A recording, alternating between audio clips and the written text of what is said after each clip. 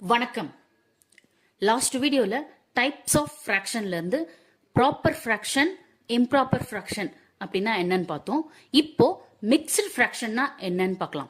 Mixed ஃபிராக்ஷன்னா ஒரு whole நம்பரும் proper ஃபிராக்ஷனும் combine பண்ணி வந்தா அது மிக்ஸ்டு ஃபிராக்ஷன். அது எப்படின்னா, இப்போ mixed fraction equal to A B divided by சின்னு எழுதியிருக்கும். இதுல ஏன்றது ஹோல் நம்பர், b by cன்றது ப்ராப்பர் ஃபிராக்ஷன். இது எப்படி வரும் அப்படின்னா, நம்ம இம்ப்ராப்பர் ஃபிராக்ஷன்ல இருந்து மிக்ஸ்டு ஃபிராக்ஷனை கன்வெர்ட் பண்றது ரொம்ப ஈஸி. இம்ப்ராப்பர் ஃபிராக்ஷன்ல இருந்து மிக்ஸ்டு ஃபிராக்ஷனை எப்படி கன்வெர்ட் பண்ணலாம் அப்படிங்கறத நம்ம சம்ஸ் போடும்போது டீடைல்டா பார்க்கலாம். இப்போ மிக்ஸ்டு ஃபிராக்ஷன் எக்ஸாம்பிள்ஸ் என்னன்னு பார்க்கலாமா. 1 3/4, 2 1/4, 2 3/4. இத எப்படி எழுதலான்றத ஃபர்ஸ்ட் எக்ஸாம்பிள பார்க்கலாம். முதல்ல இருக்க சர்க்கிள்ல பாத்தீங்கன்னா 4 பார்ட்டா பிரிச்சிருக்கோம். அது 4மே ஷேட் ஆயிருக்கு.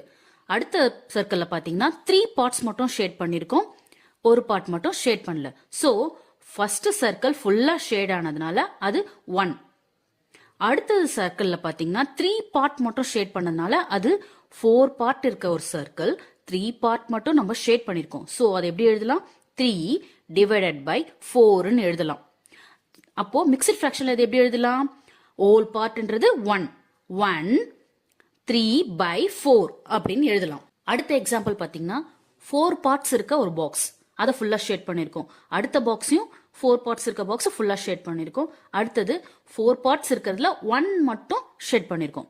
சோ அதை எப்படி எழுதலாம், 2 1/4 அப்படி எழுதலாம். Next equivalent fraction.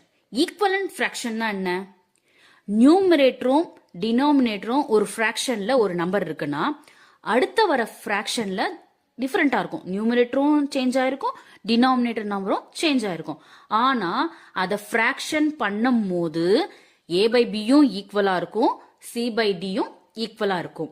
So equivalent ஃபிராக்ஷன்னா a by b equal to c by d equal to e by f. இப்ப எக்ஸாம்பிள் பாத்தீங்கன்னா உங்களுக்கு கிளியரா புரியும். எக்ஸாம்பிள் 1/2, 2/4, 3/6, 4/8. ஃபர்ஸ்ட் டயக்ராம்ல 2 பார்ட்ஸா பிரிச்சிருக்கோம், அத 1 ஷேட் பண்ணதுனால அது 1/2.